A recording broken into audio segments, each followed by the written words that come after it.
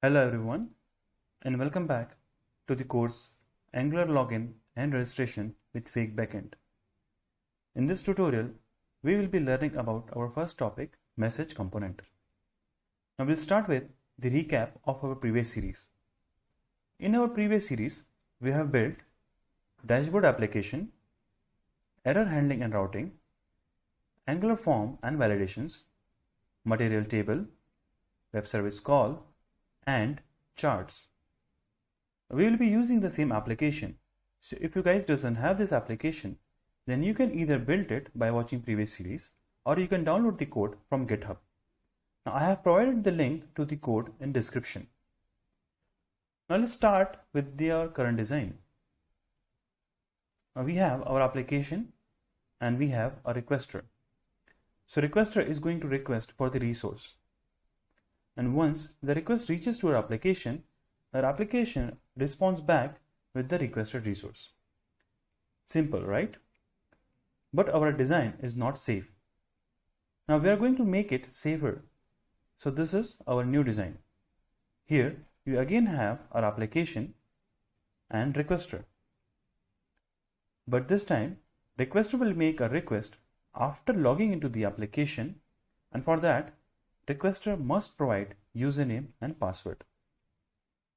Now if username and password is not available with the requester, the requester can create it via registration page and then can log in using login page.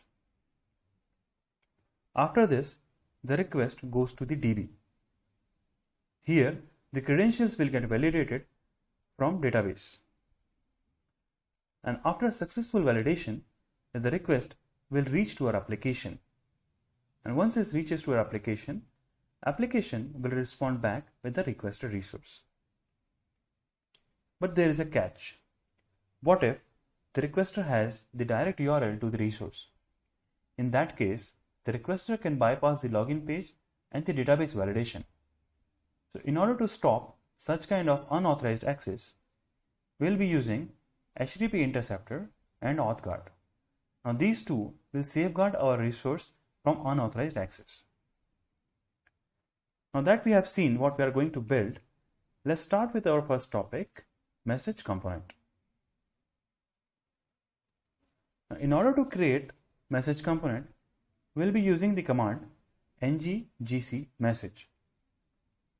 Now after executing this command, Angular CLI will generate these 4 files for us. So we'll be adding these files one by one and starting with the HTML page. Now these are the sample code I'm showing here that we'll be putting inside all these pages that I'm going to show. After this, we'll be editing the TS file and this is the code. Next, we'll be adding very minimal CSS, which is nothing but a margin of 20 pixels around the container. So that's about it that we are going to do with this tutorial. Let's start coding. Now my preferred IDE is Visual Studio. There are other several IDEs as well. If you want to look and learn about those, you can go back to the previous series, Angular 6 dashboard using material design, and you can see what all there are available for us and how to start with this setting. Now I've already started this application. So we'll take a look at the application that currently we have. This is the application. This is the home page. This is material table, Angular form, charts, and HTTP request, wherein we are making a web service call to GitHub to get the resource for this particular user. So this is the response. Now let's create our first component.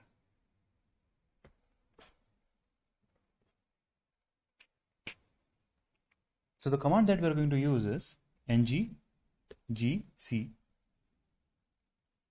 message.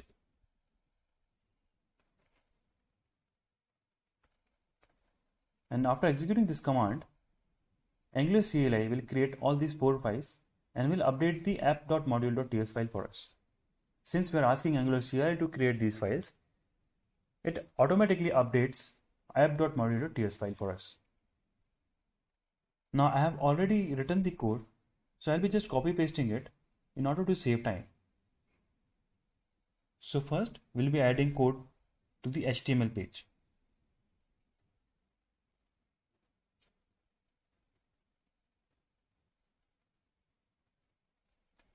This particular code is nothing but a division where we are going to show success and failure messages.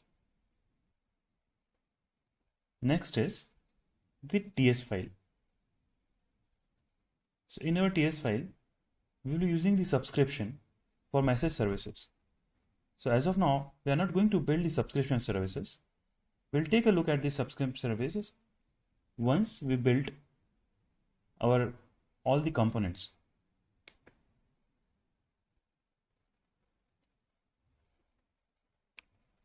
And for now, just ignore the error messages that you will be getting because we haven't put all the pieces together. And last, our CSS.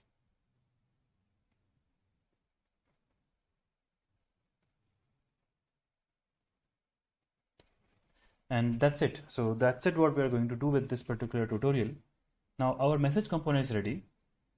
In the next tutorial, we are going to understand about login page and then registration page. So these are the components. So before that, let's take a look at the component summary. In this tutorial, we have created a message component which we'll be going to use for displaying success and error messages on UI. For that, we have created an HTML file and TS file. And we have used subscription service. But since we haven't created it, we'll be creating this service in upcoming tutorials.